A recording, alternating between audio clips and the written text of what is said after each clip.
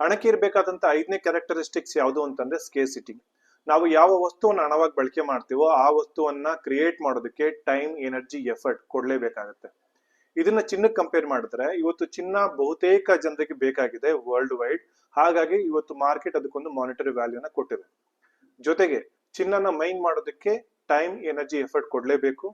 ಇದರ ಜೊತೆಗೆ ಚಿನ್ನ ಸಿಕ್ಕಿದ ಕಡೆ ಎಲ್ಲ ಸಿಗೋದಿಲ್ಲ.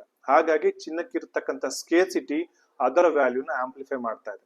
ಹಾಗಾಗಿನೇ ಇವತ್ತು ಚಿನ್ನ ಯಾರೇ ಖರೀದಿ ಮಾಡಿದ್ರು ಕೂಡ ಅದರ ಮೌಲ್ಯ ಜಾಸ್ತಿ ಆಗ್ತಾನೆ ಹೋಗ್ತಾ ಇರುತ್ತೆ. ಅದು ಎಲ್ರಿಗೂ ಕೂಡ ಗೊತ್ತಿರುವಂತದ್ದು.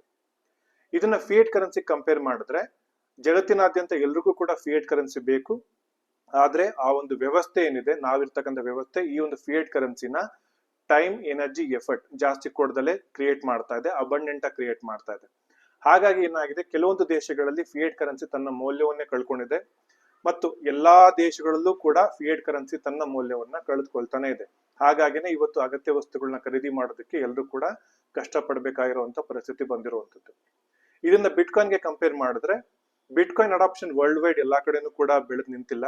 ಆದ್ರೆ ಅಡಾಪ್ಷನ್ ರೇಟ್ ಜಾಸ್ತಿ ಆಗ್ತಿದೆ. ಇಟ್ ಮೀನ್ಸ್ ಬಹುತೇಕ ಜನರಿಗೆ ಇವತ್ತು ಬಿಟ್ಕಾಯಿನ್ ಬೇಕಾಗಿದೆ. ಹಾಗಾಗಿ ಈ ಒಂದು ಮಾರ್ಕೆಟ್ ಬಿಟ್ಕಾಯಿನ್ಗೆ ಒಂದು ಮಾನಿಟರಿ ವ್ಯಾಲ್ಯೂನ ಕೊಟ್ಟಿದೆ.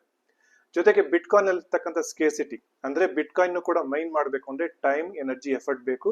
ಮತ್ತು ಎವ್ರಿ 4 years ಬಿಟ್ಕಾಯಿನ್ ಸಪ್ಲೈ ಏನಿದೆ ಅದು ಅರ್ಧಕ್ಕಷ್ಟು ಕಟ್ ಆಗುತ್ತೆ. ಹಾಗಾಗಿ ಬಿಟ್ಕಾಯಿನ್ ಇದೆ ಡಿಫ್ಲೇಷನರಿ ನೇಚರ್ ಅಂತ ಹೇಳ್ಬೋದು. ಸೊ ಬಿಟ್ಕಾಯಿನ್ಗೆ ವ್ಯಾಲ್ಯೂ ಬಂದಿರತಕ್ಕಂಥದ್ದು ಮಾರ್ಕೆಟ್ ಅಲ್ಲಿ ಎಲ್ರಿಗೂ ಬೇಕು ಅಂತ. ಜೊತೆಗೆ ಬಿಟ್ಕಾಯಿನ್ ಅಲ್ಲಿ ಇರ್ತಕ್ಕಂಥ ಸ್ಕೇಸಿಟಿ ವ್ಯಾಲ್ಯೂ ಬಿಟ್ಕಾಯಿನ್ ವ್ಯಾಲ್ಯೂನ ಆಂಪ್ಲಿಫೈ ಮಾಡ್ತಾ ಇದೆ. ಹಾಗಾಗಿ ಒಟ್ಟಾರೆಯಾಗಿ ಹೇಳ್ಬೇಕು ಅಂತಂದ್ರೆ ಜಗತ್ತಿನಾದ್ಯಂತ ಯಾವ ವಸ್ತು ಜನರಿಗೆ ಬೇಕೋ ಜನ ಅದಕ್ಕೆ ಮಾನಿಟರಿ ವ್ಯಾಲ್ಯೂನ ಕೊಡ್ತಾರೆ. ಆ ಒಂದು ಅಸೆಟ್ ಸ್ಕೇಸಿಟಿ ಅನ್ನುವಂಥ ಫೀಚರ್ನ ಹೊಂದ್ಕೊಂಡಿದ್ರೆ ಅದರ ಮೌಲ್ಯ ಜಾಸ್ತಿ ಆಗ್ತಾನೆ ಹೋಗ್ತಾ ಇರುತ್ತೆ. ಸ್ಕೇಸಿಟಿ ಇಲ್ಲ ಅಂತಂದ್ರೆ ಆ ಒಂದು ಅಸೆಟ್ ಅಥವಾ ಒಂದು ವಸ್ತು ಏನಿದೆ ಅದರ ಮೌಲ್ಯ ಗಣನೀಯ ಪ್ರಮಾಣದಲ್ಲಿ ಕಡಿಮೆ ಆಗ್ತಾನೆ ಹೋಗ್ತಾ ಇರುತ್ತೆ.